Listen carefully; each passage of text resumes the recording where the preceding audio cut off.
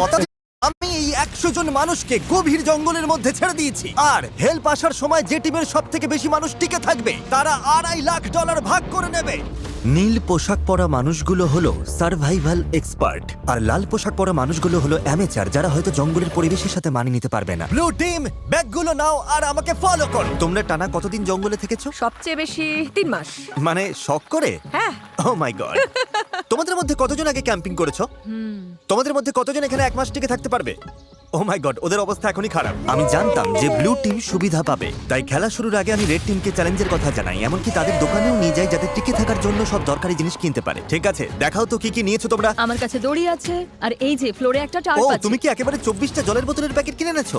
একদম ঠিক। আমি তো সোজাসুজি গিয়ে লাইটার নিয়ে নিয়েছি। স্মার্ট, ঠিক আছে। কিন্তু ব্লু টিমকে শুধু এটুকুই বলা হয়েছিল যে তারা মিস্টার বিস্টের একটা ভিডিওতে অংশ নিচ্ছে। আমি জানতাম না কি প্যাক করতে হবে, তাই যা পেরেছি প্যাক আমি করেছি। ভেবেছিলাম তোমরা আমাদের আলাস্কায় নিয়ে যাও। আশ্রয়ের জন্য আমরা জঞ্জাল দিয়ে সাধারণ ডেরা বানাবো। আমাদের শুধু ইনসিলিউশনের জন্য ভালো লেয়ার তৈরি করতে হবে। প্রায় 1 দশক ধরে আমি এসব শিখছি, তবে জিনিসপত্র জড়ো করার জন্য আমার 10 জন লোক লাগবে। তোমরা এটা বানাবে, এতে সবার মনোবল বাড়বে। আমার কথাটা বোঝা গেছে? শেষমেশ আমরা একটা বাচ্চাদের টেন্ট পেয়েছি। ভাগ্য ভালো, আমার উচ্চতা 5 ফুট 5। তোমাদের কাছে এত সুযোগ সুবিধা আছে, কি মনে হয় তোমরা ব্লু টিমকে হারাতে পারবে?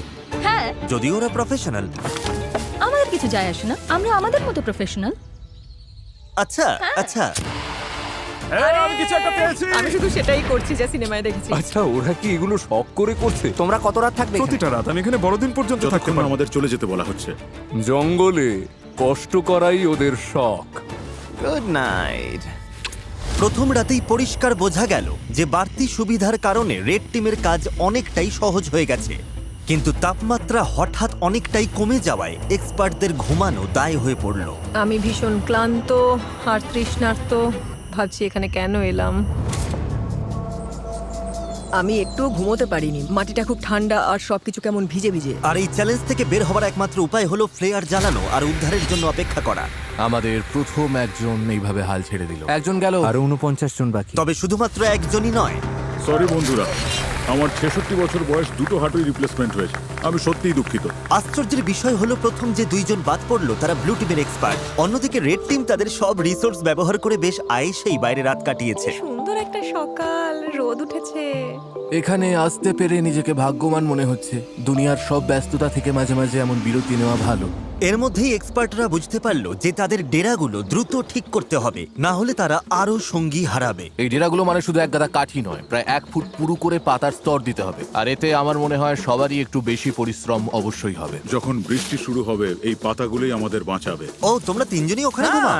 হ্যাঁ, ভাই, ওদের ফোর্টটা তো বিশাল। তোমাদের কি মনে হয় এটা বৃষ্টিতে টিকবে? সেটা জানার একটাই উপায় আছে। আমরা আমাদের শেল্টার বানাবো যাতে বৃষ্টির মধ্যে ঘুমোতে না হয়, তাই আমরা ছাদ তৈরি করছি যাতে খাবারগুলো নিরাপদ আর শুকনো রাখা যায়।